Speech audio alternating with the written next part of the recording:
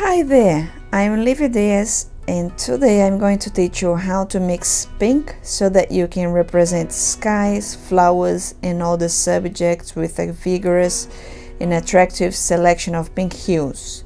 So stay tuned.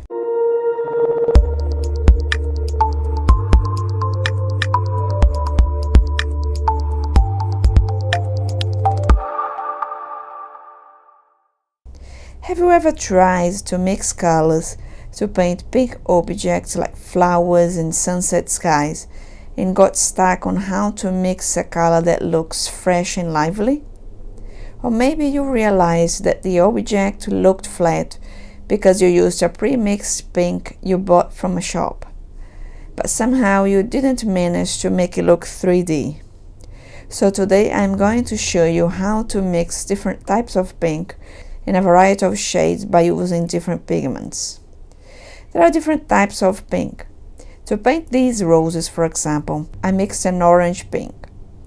For this one, a more intense, vivid pink. In this last one here, I mixed a gentle light pink that leaned towards violet. So let's have a look at how we can mix these colors.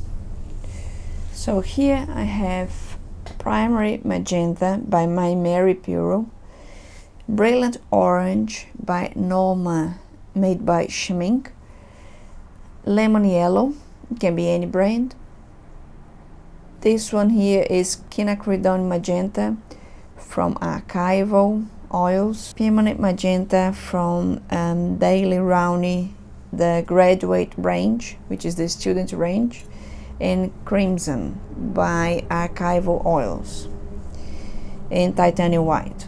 Okay, so the first lot that I'm going to mix were the colors that I used for those roses, you know, like a kind of orangey pink.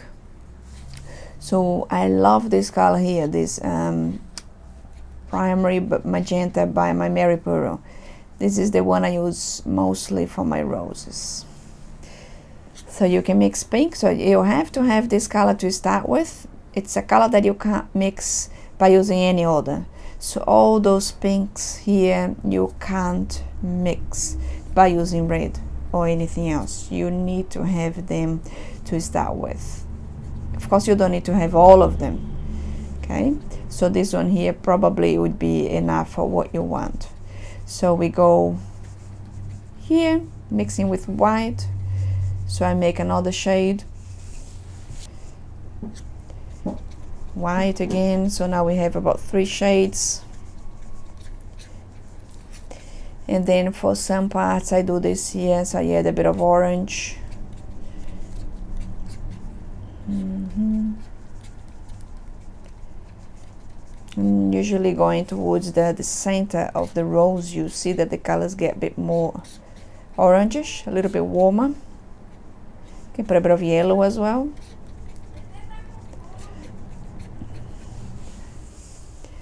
And that's it. I love these colors here. So now let's test the pink with those here. The Quinacridone Magenta by Archival.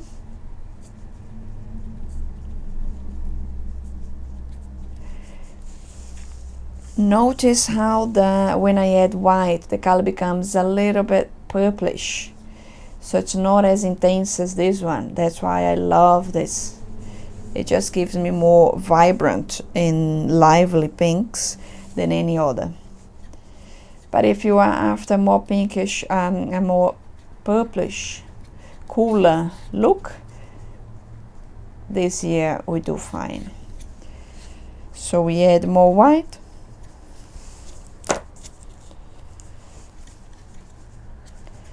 Then you have from light to dark.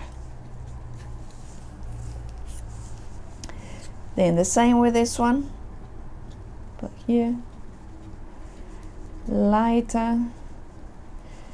So this one seems to be a little bit more vibrant than this one.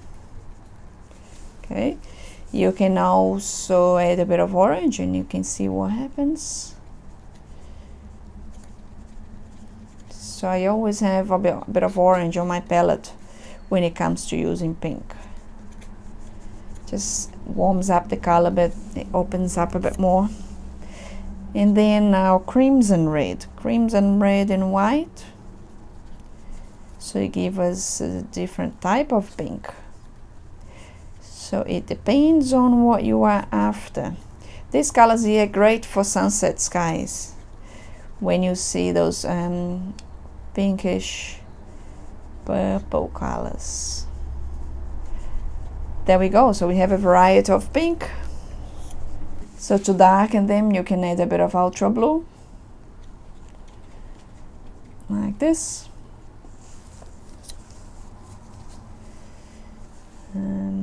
Let's do this one here.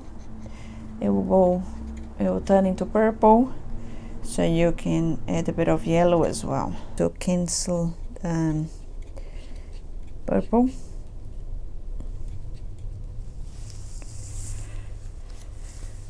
And the same here, if you want to darken it, just add a little bit of blue and either orange or yellow. There we go.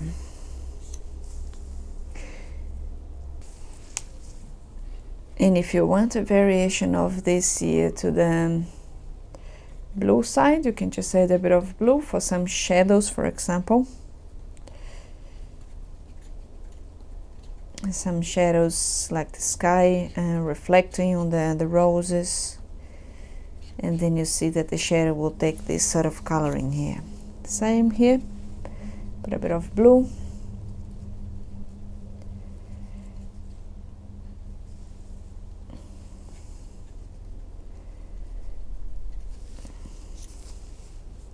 And so on. So the orange-pink scheme are the colors I used to paint these roses here. The vivid pinks I mixed out of primary magenta by Mary Puro and white, plus the blue variations were the colors I used for the pink roses on this painting. And the cooler pinks mixed out of quinacridone magenta or permanent magenta could be used for these roses in this painting. The 3D effects will be created as you differentiate the tonal values. Transitioning from dark to medium, medium to light, light to highlight in some roses, for example, will create that idea of form and depth. Note how I used the highlight as an accent on the biggest rose, the rose that's my focal point, and the other roses I use just dark, medium, and light. So the tonal value variation is the key to create 3D effects. Be aware that not all magentas will create these colors. Magenta made by Winton, the student grade of Winsor & Newton, for example, will never mix these hues as it tends to violet. Every brand has its own way to name colors, and what you'll find in one brand may not be the same in another. So the best way to know what pigment to buy is to look for the pigment number that is standard for chemists. It's usually stated on the paint tube label. The magenta pinks I recommend are the ones that are made of PR122 or PV19. So there you have it. A few different ways to mix pink and how you can expand your palette into various shades to give your subject a 3D look. If you liked this lesson, remember to subscribe to our channel for updates and more videos like this. And don't be all selfish, share that with your friends.